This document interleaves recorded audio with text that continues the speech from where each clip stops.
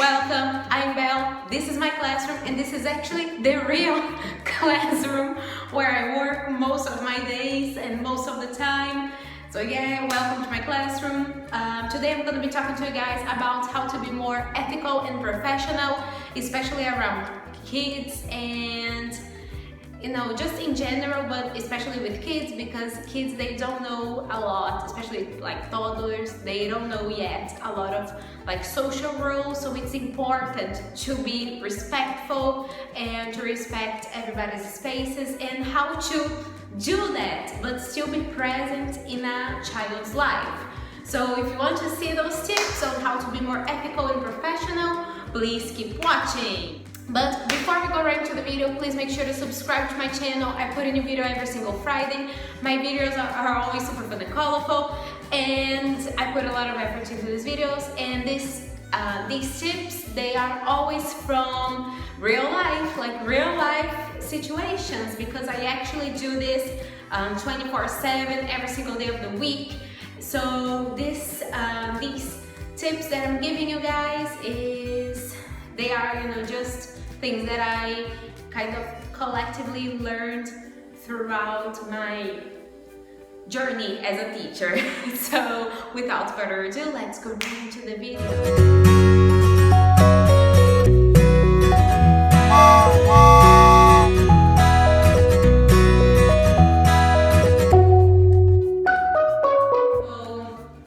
My first tip is actually to respect the students' limits, boundaries, have boundaries, because everybody asks me like, what kind of teacher are you? Are you a fun teacher or are you a strict teacher? And I always say I'm a know the limits kind of teacher, because I can be fun, but I can be serious, and I change like that.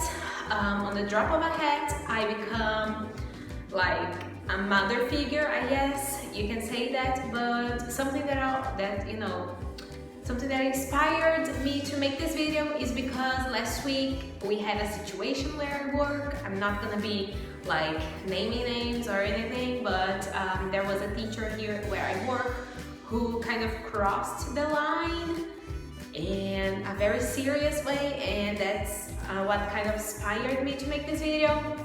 I'm not gonna make like a story time or anything about it, but it's just an example of how easily things can go wrong if you don't set limits.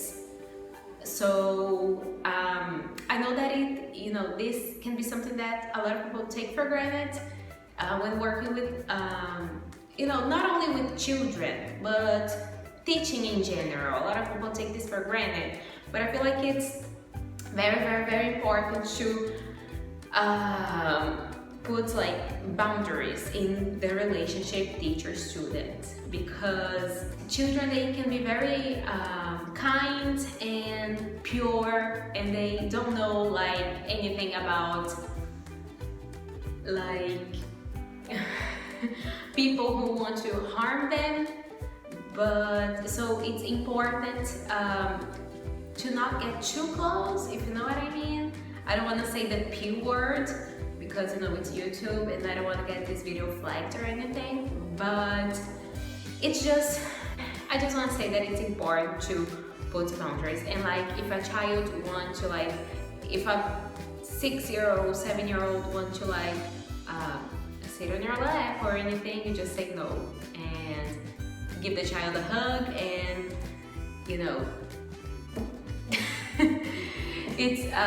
it's so wrong, and that's just something that I wanted to put in this video because maybe it's not obvious to everyone.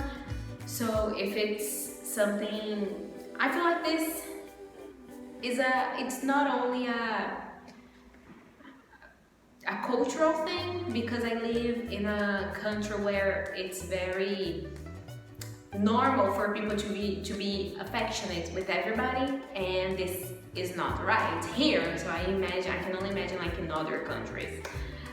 So yeah, I don't think it's okay if a child won't like to stay like too close to you. It's not healthy and it's not right, and you don't want to like show the message that it's okay for children to be like too close to strangers. So that's my point here. Like, I really feel like it's, as a teacher, you are also a role model, and you don't want to send that message to children. You don't want to like show them that it's okay to be too close to strangers, even though like a teacher is not really a stranger, but that's not a message that you want to pass, you know. They can do that with their parents and relatives, family members, but with like people out of the family environment, that's not okay. One thing is if they are like babies, but if they are like 6-7 year olds, they're not babies anymore, so that's not okay. So that's my tip number one. Know the boundaries, because that's really, really important, and they can actually sue the school if you do things like that, and you can not only lose your job, but the school can like get sued, and it can be like a big deal. So yeah, that's my first tip. My second tip would be kind of, I think they're all connected basically, but my second tip is be clear, be like crystal clear, very transparent with everyone, like with the parents, with the school. You always want to tell them what's going on. Like if you sneeze, I always tell them, if I sneeze in my classroom, I tell everyone, because I want everybody to know what I do in my classroom. It's annoying sometimes, my boss sometimes like, I don't need to know everything, Isabel, but I'm like, I have to tell you, because it's something that went differently than I expected. So I feel like that's something to keep in mind, you know. Be transparent is like key. That's like so important to me, like seriously, really key, especially with children. Like if a child cries, I tell the parents and I tell the school coordinator or the school manager.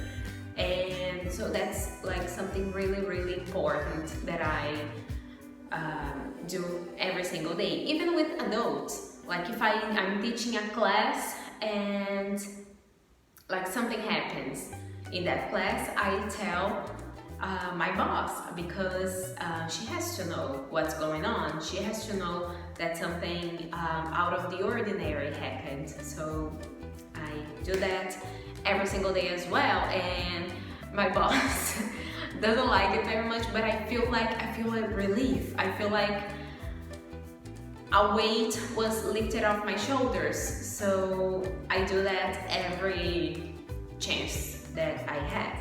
And my third and last tip is have a good relationship with the parents.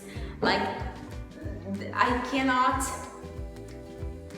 stress this enough. It's so important to have a good relationship with the parents. You guys have no idea. Sometimes the parents come to the school and they're like, I have no idea what's going on. My child says that he or she is not learning enough and is not learning a lot, and I'm getting really concerned. But if you have a good relationship with the parents, I guarantee you won't have any problems. Like, this is so important. I know all of my students' parents, like by name. I know all of their names, and they're really nice to me, and I never had a problem like with a parent, because we have a really good relationship. And I feel like if you build that kind of relationship, they trust you, because think about that, they're leaving a child, their own baby, like their child with you, and they have to trust you. If you show them that they can trust you, like nothing can go wrong. Like, it's so important. I cannot stress this enough. So listen to me when I say build a good relationship with the parents. Like, it's so important. Like, especially if you are starting. If you are a new teacher, I know that I receive a lot of messages from new teachers on my channel, and they always ask me like, I'm starting, what should I do? Please give me examples of more activities and stuff. And this is what I I think it's the most important thing to do, like especially if you have a new student or something, always talk to the parents. It's good, especially to create a bond. Like I always tell the parents, like if we have like a different game, I always ask the parents, ask your child about the game we played.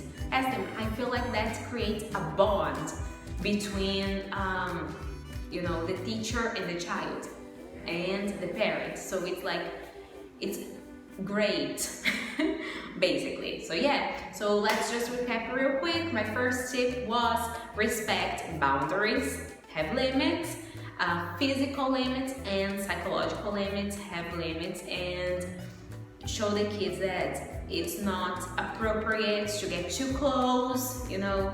So show them that. Be nice, but not like in an inappropriate way. Don't do things in an inappropriate way.